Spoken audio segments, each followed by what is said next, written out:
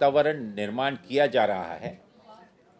बेरोजगारी बढ़ी है, महंगाई चरम आसमान पे को छू रही है, देश में भाईचारा नष्ट होता जा रहा है और हर दिन ये प्रयत्न किया जा रहा है कि किस प्रकार से देश में जाति धर्म के नाम पर, भाषा के नाम पर देश की सौहार्दता को और नष्ट। हाल ही में हुए उदयपुर चिंतन शिविर के फॉलोअप एक्शन के रूप में पिछले दिनों एआईसीसी से जो मार्गदर्शन और जो डायरेक्टिव्स मिले, उसके फॉलोअप के रूप में आने वाले समय में झारखंड में किस प्रकार से उन कार्यक्रमों को जो कि उदयपुर के चिंतन शिविर में डिक्लेरेशन के रूप में जाहिर किए गए हैं, उसे आगे सफलतापूर्वक आयोजित करने के लिए आज की ये बैठक बुलाई गई। मुझे खुशी है कि हमारे सभी सम्माननीय नेतागणों ने इन सभी कार्यक्रमों में, जिसमें 1 और 2 जून को प्रदेश स्तरीय कार्यशाला का आयोजन होने जा रहा है, जिसमें विस्तारित रूप से झारखंड के वर्तमान हमारी जितनी भी राजनीतिक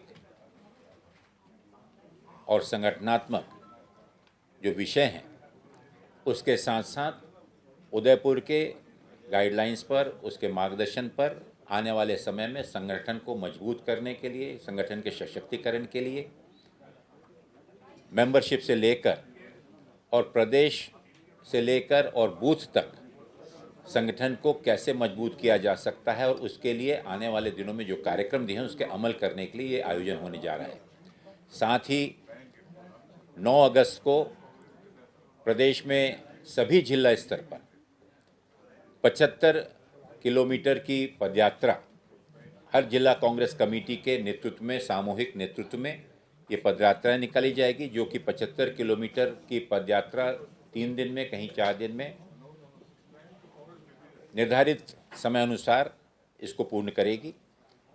एवं 15 अगस्त, क्योंकि जैसे हम सब जानते हैं कि 75वीं भारत की आज़ादी की वर्षगांठ पर, जिसमें कांग्रेस की एक बहुत अहम भूमिका रही है और आज़ादी की इस लड़ाई में जहां सैकड़ों लाखों स्वतंत्रता संग्राम सेनानियों ने संघर्ष करते हुए अपने प्राणों की आहुति भी दी, उनके सम्मान में और इन 75 साल के इस सुनहरे अवसर पर, आज़ादी के सुनहरे अवसर का जश्न मनाने के लिए पूरे प्रदेश में हर जिला, ब्लॉक और बूथ स्तर पर भारत का तिरंगा लेकर सुबह पदयात्रा, प्रभात फेरी की जाएगी, जहां पर रघुपति राघव राजा राम गांधी जी के इस लोकप्रिय भजन के साथ, झंडा वंदन के साथ इसका समापन होगा।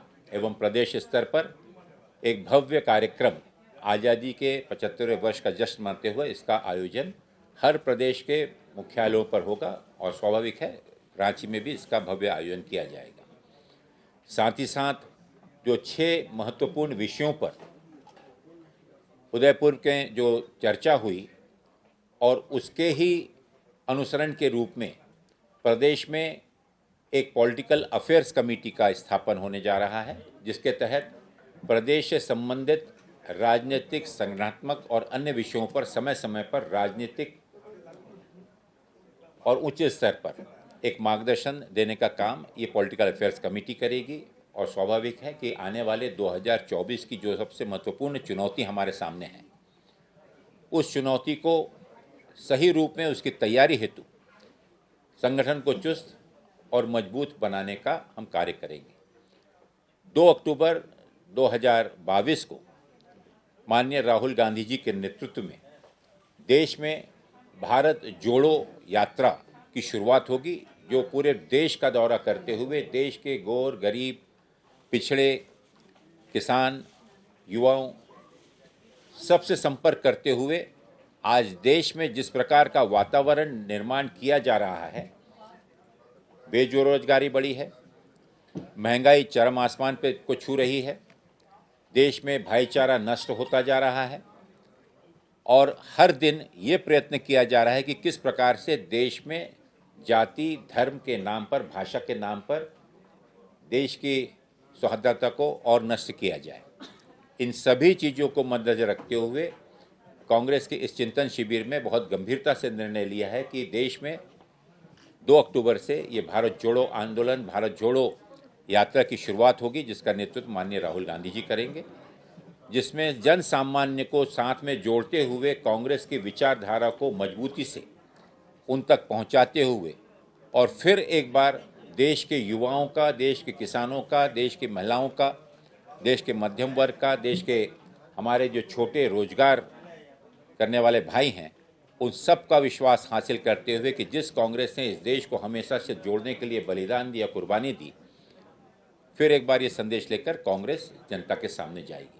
आज इस कार्यक्रम में सुबह जैसे आपने देखा कि आज इस कार्यक्रम में बड़ी गंभीरता से हमारे माननीय CLP महोदय, प्रदेश अध्यक्ष, हमारे सभी मंत्री महोदय, सभी विधायकगण, सभी लोगों ने अपना सुझाव यहाँ पर प्रेषित किया है। आने वाले दिनों में इसको अमल करने के लिए हम पूरी ताकत से इसको सफल बनाने में अपनी पूरी कोशिश करेंगे। बहुत बहुत धन्यवाद। अविनाश जी, तो ये संगठन में उसको भर लिया जाए, इसके बारे में बहुत स्पष्ट निर्देश मैंने विस्तार से आपसे नहीं कहा। जो उदयपुर के इस डिक्लेरेशन में बहुत स्पष्ट गाइडलाइन दी गई कि प्रदेश से लेकर राष्ट्रीय स्तर से लेकर राज्य स्तर और जिला स्तर, तालुका स्तर तक जहाँ जहाँ भी संगठन के जो पद खाली हैं या कहीं पर कोई कमज़ोर हैं, तो वहाँ पर जल्द से जल्द उसमें बदलाव लाकर खाली पदों पर नियुक्तियाँ कर कर संगठन की पूर्णता के लिए सबसे पहले इसको प्राधान्यता दी जाए। इसको सबसे पहला मुद्दा बनाया गया जो संगठन इस पर हम पूरा करने जा रहे हैं। धन्यवाद, धन्यवाद, शुक्रिया, शुक्रिया। झारखंड में मैं स्पष्ट रूप से कहना चाहूँगा कि झारखंड में कांग्रेस के पूरे सभी हमारा संगठन नेतृत्व एक है। इस प्रकार की कोई भी किसी भी प्रकार की लोग जो गलत फहमी पैदा करना चाहते हैं, मैं इतना कहना चाहूँगा कि आपने पिछले दिनों में देखा होगा कि पूरा नेतृत्व एकता के साथ में एक मत से मजबूती के साथ कार्यक्रमों को अमल करने के लिए और सफल बनाने के लिए प्रयासरत है। बहुत बहुत धन्यवाद। Thank you. वापस आ गए। बोलो राज जी, बोलिए। बता देंगे होने के बाद। उसको लेकर क्या कोई अलग से आप लोग प्रयास करने जा रहे हैं? जो मैसेज आपको देना है जनता के बीच, वो ये देना है कि हम सत्ता में हैं और हम आपके लिए कर सकते हैं, तो इस तरह का मैसेज दिख नहीं रहा है धरातल पर जो अभी नहीं। ये देखने का अंदाज है। देखिए, यहाँ पर गठबंधन की सरकार है। गठबंधन सरकार के एक हम घटक हैं, जिम्मेदार घटक हैं। आज ये गठबंधन की सरकार भारतीय जनता पार्टी को परास्त कर कर लोगों का विश्वास इसने हासिल किया है। 5 साल उनको सुशासन देने का, उनकी सेवा करने का मौका जनता ने दिया है। मैं इतना ही कहना चाहूँगा कि झारखंड में सरकार निश्चित रूप से अच्छा कार्य कर रही है और पूर्ण ईमानदारी के साथ कोशिश करे कि लोगों के जनसामान्य की समस्याओं को दूर कर सके। लेकिन दुर्भाग्य की बात है कि जिस प्रकार से ना ही सिर्फ झारखंड में पर लेकिन पूरे देश में जहाँ जहाँ भाजपा गैर भाजपाई सरकारें हैं, उनको ना ही काम करने देने में हर तरह की अड़चनें पैदा की जा रही हैं। सरकार को अस्थिर करने का प्रयत्न किया जा रहा है, लोगों में असमंजस फैलाने की कोशिश की जा रही है ताकि काम ना कर सकें।